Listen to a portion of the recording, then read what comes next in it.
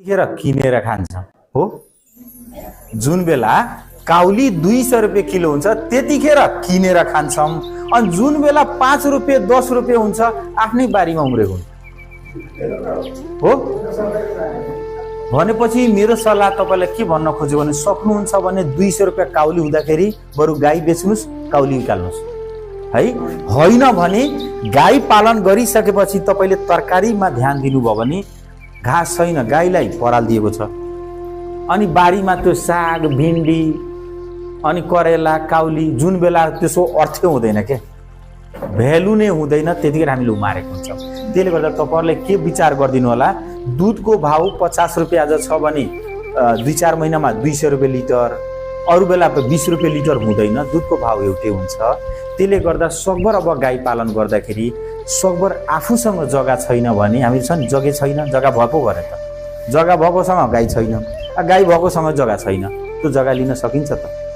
धान रोप्नको लागि जग्गा लिजमा लिन पाउने, मकै लगाउनको लागि जग्गा लिन पाउने, अनि घाँस लगाउनको लागि पाइँदैन, पाउँछ। त्यसले गर्दा अबदेखि हजुरहरूले के गरिदिनु पर्यो भने, आफ्ना घरमा बरु तरकारी लगाउने भए एकैजनाको गाउँघरमा तरकारी लगाउन लगाइदिउँ न त, त्यसैकोबाट तरकारी किनौँ कि। उसले हाम्रो दुध दही खान्छ, हाम्रै मल अर्ग्यानिक तरकारी उत्पादन गर्छ, हामी त्यसबाट तरकारी खाइदिउँ, हामी चाहिँ दुध दही बेच्छौँ। तर हाम्रो बानी त्यो आएन। गाई बस्तुलाई हामीले त्यही भएर झारपात काटेर आलीतिर खोलातिर काटेर खुवायौँ, अनि हाम्रो गाई बस्तुले पौष्टिक तत्त्व पुगेन।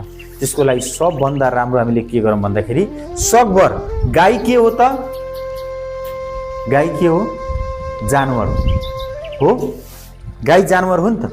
तपाईँहरूले याद गर्नुहोस् त, बिर्ग जाँदाखेरि, सिमरा जाँदाखेरि, जितपुर जाँदाखेरि छाडा पशु हेर्नुभएको छ, घुमिरहेको के छाडा पशु के, साँडे गाईहरू। एकपल्ट त्यो गाईलाई हेर्नुहोस्, एकपल्ट तपाईँको गोठमा भएको गाई हेर्नुहोस्, कुन राम्रो, छाडा राम्रो हो।